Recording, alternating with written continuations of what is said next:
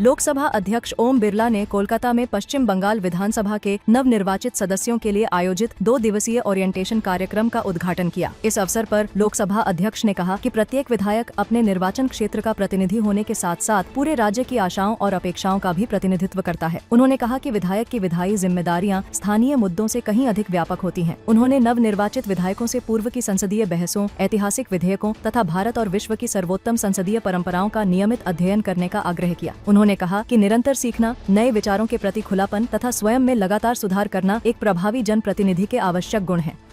केंद्रीय युवा कार्यक्रम एवं खेल मंत्री डॉक्टर मनसुख मांडविया नई दिल्ली में आयोजित उद्योग संघ सम्मेलन के उद्घाटन सत्र में शामिल हुए। सम्मेलन को संबोधित करते हुए उन्होंने कहा कि भारत का जनसांख्यिकीय लाभांश तभी देश की सबसे बड़ी शक्ति बन सकती है जब सरकार और उद्योग जगत मिलकर युवाओं को सार्थक एवं गुणवत्तापूर्ण अवसरों से जोड़ने के लिए सक्रिय सहयोग करें। उन्होंने कहा, माई भारत प्लेटफॉर्म के माध्यम से युवाओं को उद्योग जगत से जोड़कर उनकी क्षमता को नई दिशा दी जा सकती है और वर्ष 2047 तक विकसित भारत के लक्ष्य को साकार करने की दिशा में महत्वपूर्ण प्रगति हो सकती है। उन्होंने बताया कि माई भारत डिजिटल प्लेटफॉर्म एक सिंगल विंडो व्यवस्था के रूप में कार्य करता है, जो युवाओं को शिक्षा, स्वयं सेवा, नवाचार, कौशल विकास तथा नेतृत्व से जुड़े विभिन्न अवसर प्रदान करता है।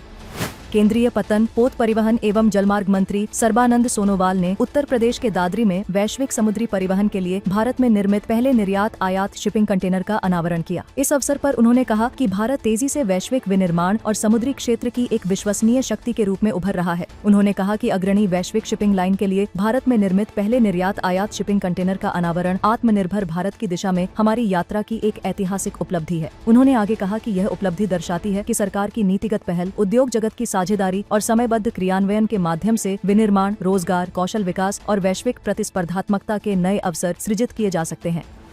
केंद्रीय कार्मिक, लोक शिकायत एवं पेंशन राज्य मंत्री डॉक्टर जितेंद्र सिंह ने नई दिल्ली में केंद्रीय सार्वजनिक क्षेत्र उद्यमों के वरिष्ठ अधिकारियों के लिए आयोजित 1 वर्ष की नेतृत्व विकास कार्यक्रम दक्ष के 3रे बैच का उद्घाटन किया। इस अवसर पर उन्होंने कहा कि देश के प्रमुख सार्वजनिक क्षेत्र उद्यमों के अधिकारियों की भागीदारी इस कार्यक्रम की बढ़ती विश्वसनीयता को दर्शाती है। उन्होंने वर्तमान बैच में महिला अधिकारियों की बढ़ती भागीदारी की भी सराहना करते हुए इसे भारत के बदलते नेतृत्व परिदृश्य का सकारात्मक संकेत बताया। उन्होंने कहा कि दक्ष कार्यक्रम भारत के सार्वजनिक क्षेत्र उद्यमों के लिए नई पीढ़ी के नेतृत्व को तैयार कर रहा है।